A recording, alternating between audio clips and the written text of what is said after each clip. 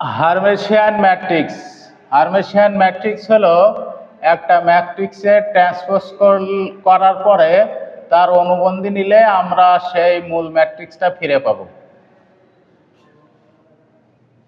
আমরা যে ম্যাট্রিক্সটা নেব তার মুখ্য কর্ণ বরাবর সকল ভুক্তি অবশ্যই বাস্তব হবে, আর বাকি ভুক্তিগুলো জটিল সংখ্যা হবে।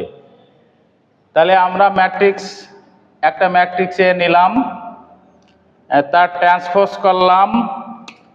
ট্রান্সপোজ ম্যাট্রিক্স আমরা আগেই শিখে আসছি। সারি কলামে রূপান্তর করব।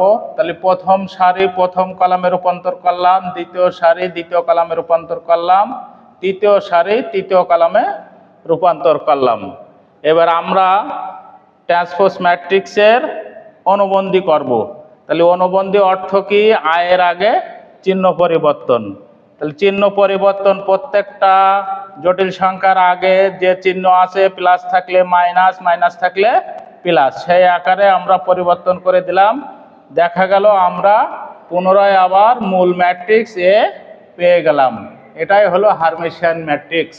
হার্মেশিয়ান ম্যাট্রিক্স বিপরীত। হার্মেশিয়ান ম্যাট্রিক্স হলো একটা ম্যাট্রিক্স তার ট্রান্সপোজ বা বিম্ব বা পক্ষান্তর করার পরে অনুবন্ধী করলে আমরা মাইনাস এ পাবো। এবং আমাদের মনে রাখতে হবে, বিপরীত হার্মেশিয়ান ম্যাট্রিক্সের ক্ষেত্রে যে ম্যাট্রিক্সটা নেব, মুখ্য কর্ণের সকল ভুক্তি সমূহ অবশ্যই কাল্পনিক বা শূন্য হবে। আমরা এখানে একটা ম্যাট্রিক্স নিলাম, তাহলে আমরা দেখতে পাচ্ছি এই মুখ্য বা প্রধান কর্ণ বরাবর জটিল সংখ্যা আছে দুটো বা কাল্পনিক সংখ্যা, আর একটা শূন্য।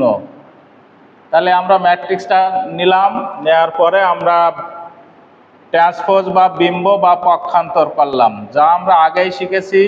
প্রথম সারি প্রথম কলামে রূপান্তর করলাম, দ্বিতীয় সারি দ্বিতীয় কলামে রূপান্তর করলাম, তৃতীয় সারি তৃতীয় কলামে রূপান্তর করলাম। তাহলে আমরা বিম্ব বা পক্ষান্তর বা ট্রান্সপোজ ম্যাট্রিক্স পেয়ে গেলাম।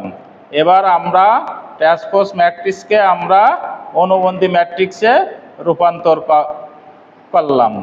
সেটা কি হলো? আয়ের আগে চিহ্ন পরিবর্তনও দিলাম এবং সাথে মাইনাস কমনও নিলাম। নিয়ে দেখা গেল আমরা আবার সেই মূল ম্যাট্রিক্স এ পেয়ে গেলাম। মাইনাস তো আছেই, তাহলে সমান সমান মাইনাসে আমরা লিখে দিলাম। এটাই হলো হার্মেশিয়ান ম্যাট্রিক্স। আমরা মনে রাখার চেষ্টা করব।